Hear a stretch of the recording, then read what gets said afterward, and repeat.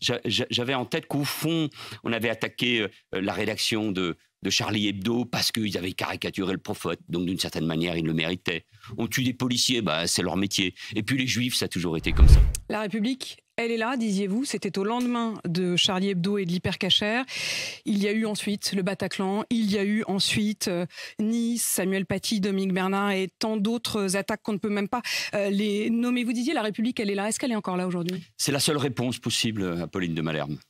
La République, la communauté nationale, l'Union, face à la montée, non, face à l'explosion, au tsunami que nous vivons en France, mais aussi dans beaucoup de pays voisins et dans le monde, face à cette explosion de l'antisémitisme, parce que nous sommes questionnés par un contre-modèle qui est celui de l'islam politique, de l'islamisme, qui veut diviser notre société, qui veut la fracasser, qui veut faire en sorte que nos démocraties périssent d'une certaine façon dans cet affrontement. Donc, face à cette idéologie mortifère, la République, l'école, la laïcité, la loi, mais aussi la mobilisation de toute la société, car il y a de l'antisémitisme dans notre société, dans des couches profondes de notre société, cela nous oblige à un sursaut qui n'est pas seulement celui des politiques, mais qui est celui de tous les Français, de tous mes compatriotes, de chacun d'entre nous. Mais vous appeliez déjà au sursaut, on le voit, c'était en janvier 2015.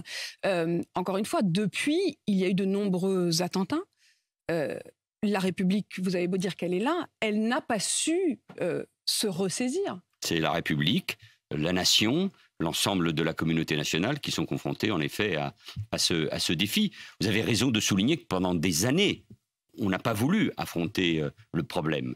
Les actes antisémites, les juifs fuyant des quartiers, des villes, notre pays, le meurtre de Ilan Halimi, l'attaque d'une école à Toulouse. Vous savez qu'encore aujourd'hui, on dit jamais une école n'a été attaquée. Bah, on le disait au moment de ce meurtre terrible à Arras. Non, il y a eu une école à Toulouse avec un enseignant, ses deux enfants, la fille du directeur qui ont été assassinés parce que juifs. Il y a eu les saillies de Dieudonné que parfois certains journaux continuent à appeler l'humoriste. Il y a eu ces manifestations à Paris où on a crié « mort aux juifs » en 2014. C'était déjà en soutien au Hamas. Il y a eu la violence à Sarcelles, la violence à Créteil. Il y a eu évidemment l'hypercacher. Il y a tous ces éléments que nous constatons. Donc oui, nos sociétés, les sociétés européennes, parce que je regarde ce qui se passe en Allemagne, en Grande-Bretagne, en Belgique, en Espagne, sur les campus américains, avec une immense responsabilité par ailleurs de la gauche, politique, intellectuelle, syndicale, médiatique, qui a accompagné ce mouvement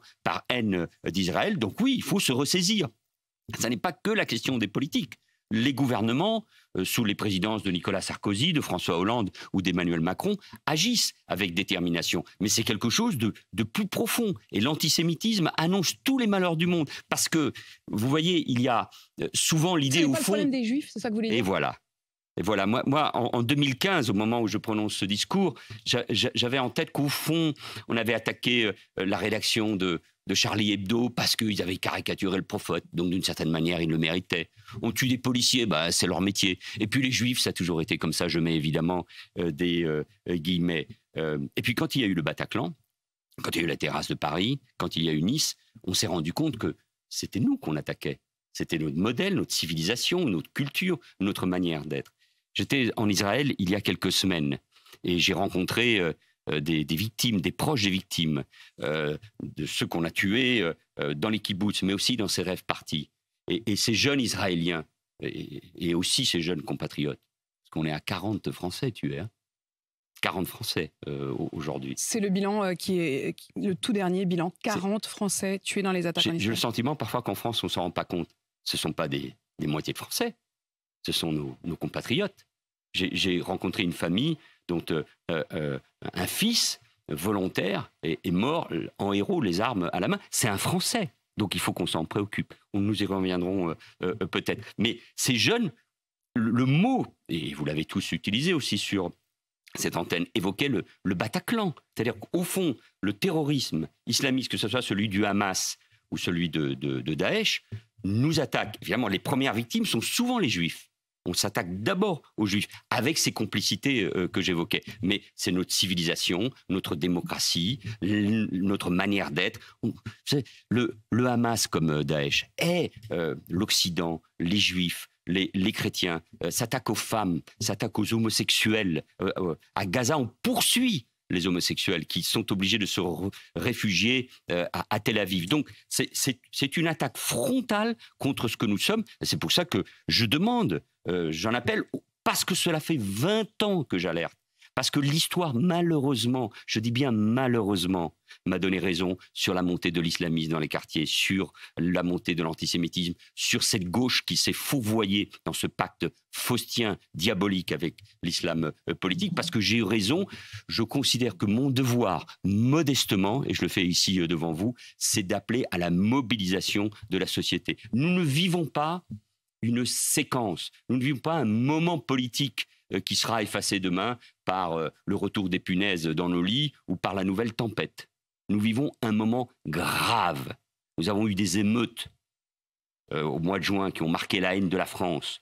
L'antisémitisme, c'est la haine de nos valeurs qui revient. Donc face à cela, il faut un sursaut, il faut abandonner les querelles politiciennes, il faut se concentrer sur ce qui est essentiel. Mais précisément, quand on réécoute votre discours en janvier 2015, l'intégralité des députés face à vous était debout. L'intégralité des députés face à vous avait spontanément entonné la Marseillaise. Aujourd'hui, la classe politique est extrêmement divisée.